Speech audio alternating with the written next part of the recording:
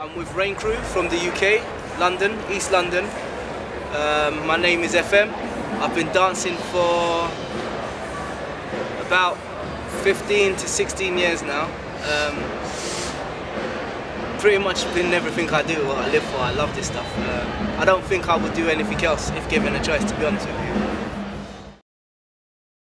I started in a completely different end. I started in contemporary dance in secondary school.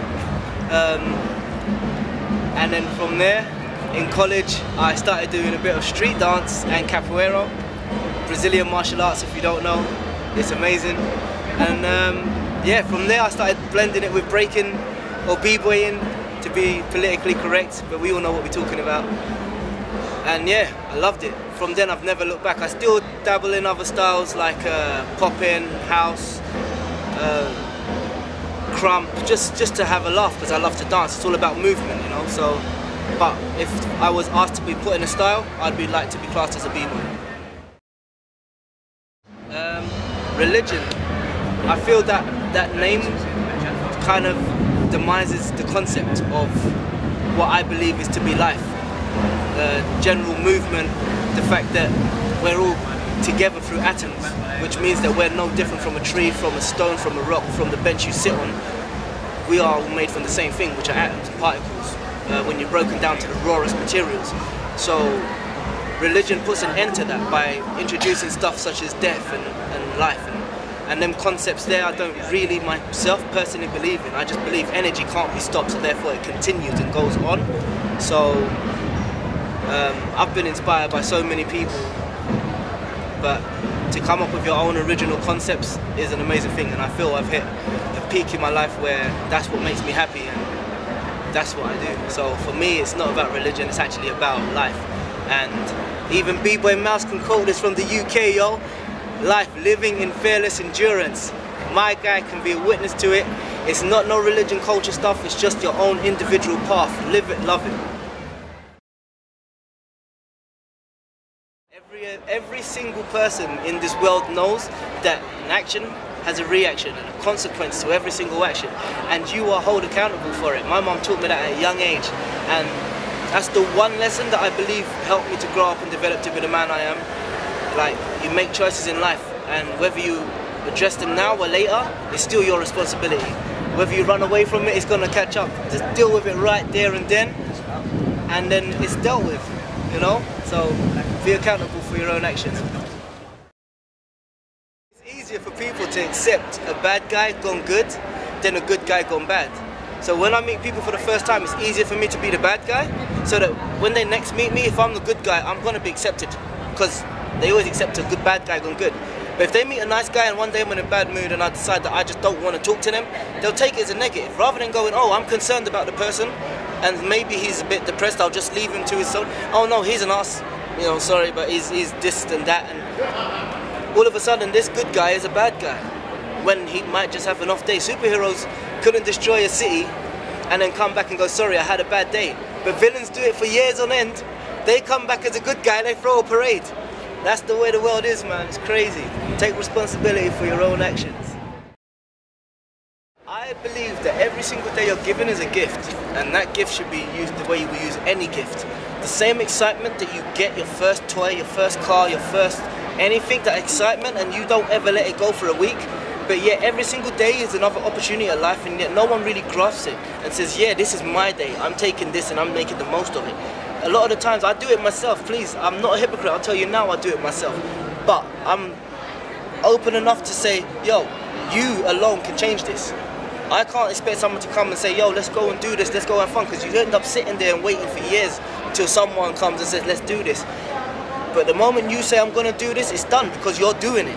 And that's pretty much my regime, that's my exercise, my policy. If I feel I've got training today and I've got to get stronger, then I've got to do the regime that is adequate for me to get stronger. Not just enough and not just below, but always pushing more, because tomorrow is another day, and if you push more, then you've got more to give. You know, obviously, yes, get enough sleep, get enough food, it's all part of. No one tries to drive their car in half-empty tank, they always want it full. And they work hard to get money to keep the tank full. But you don't do that with your own body. It's crazy, you know? I don't get that. Basically, if you're injured, don't practice on it. Just doesn't mean you can't train. You've got another side to work on. For years I'd stop because I injured my right shoulder. I couldn't do my normal stuff, so I weren't training. And then as soon as I go to my left side, I was crashing. I was like, oh man, I can't train, I'm crashing.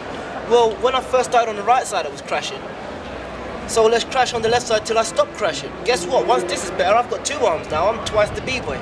It's not a negative thing to be injured. It's just to find a way around it and understand it and then work through it through the day. You can't go off in 6 weeks I'll train, because there's no guarantee in 6 weeks you're gonna heal.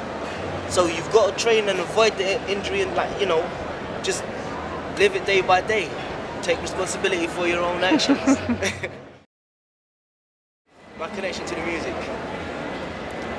is... Can I give you a visual description of how I see that? Okay, the music is a socket with a plug in it, and I'm the phone.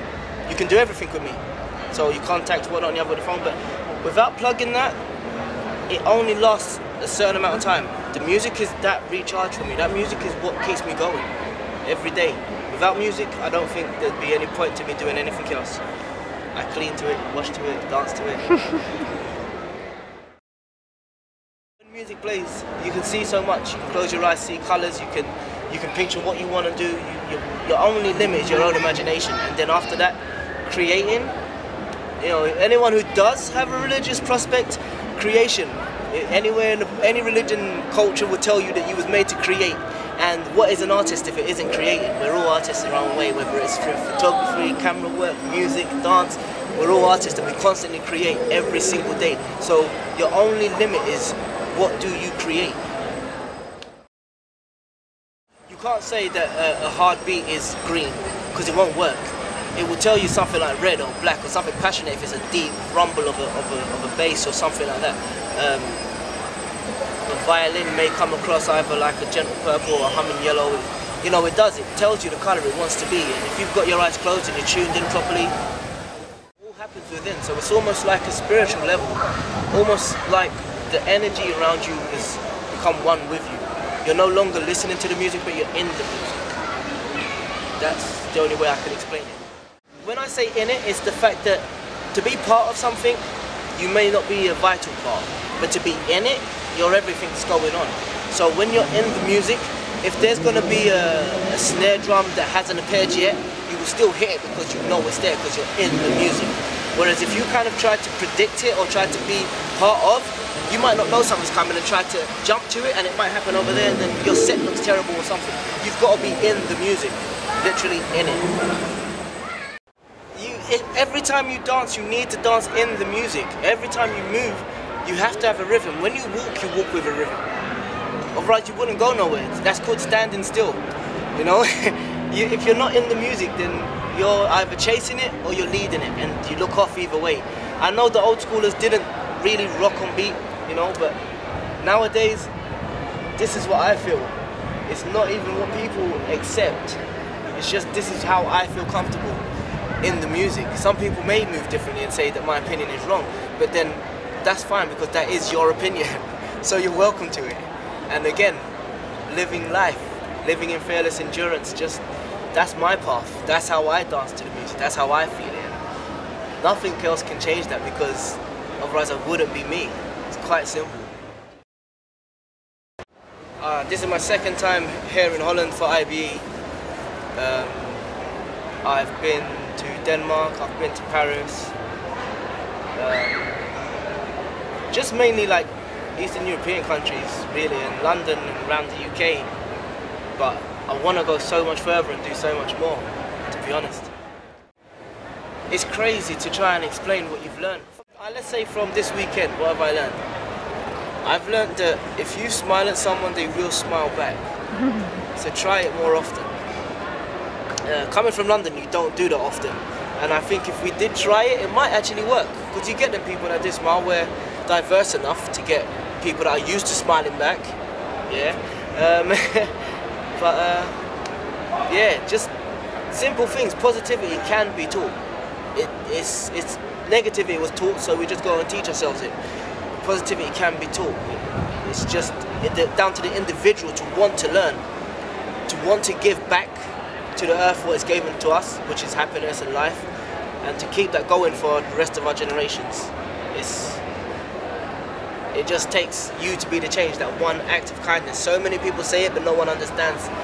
You know, no one's willing to really put that change and be that change. When I noticed that, when I was walking away, I was thinking I'm going to grab that and throw that in the bin. From London town, you throw anything on the floor. I'm not going to lie, I don't really think twice about it too often, but I won't walk past the bin and just chuck it on the floor. If there's a bin, I'll put it in the bin, but if there's not, it's London. You've got people cleaning it. But for some reason over here, I can't bring myself to throw it. The air seems fresher now. People are nicer. You just don't want to spoil it. And if you see something, you feel the responsibility to pick it up. The Bible. That's the only book that I was raised on.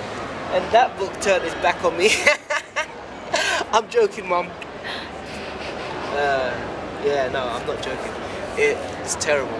That's the only book I really read, to be honest with you.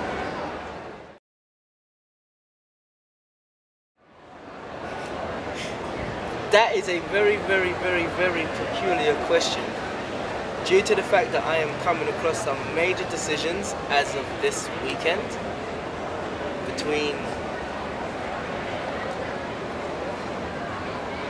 let's just say I've came to a fork in my life, on my path. And it's a terrible fork at the moment, but maybe you can stay tuned. A choice has to be made, so I'm afraid I can't answer that one. This choice that is made, actually I do believe if I make the right one out of these two choices, I will live in eternal happiness. And if I make the wrong choice, I am gonna regret this decision for the rest of my life. Talk about opening up, eh?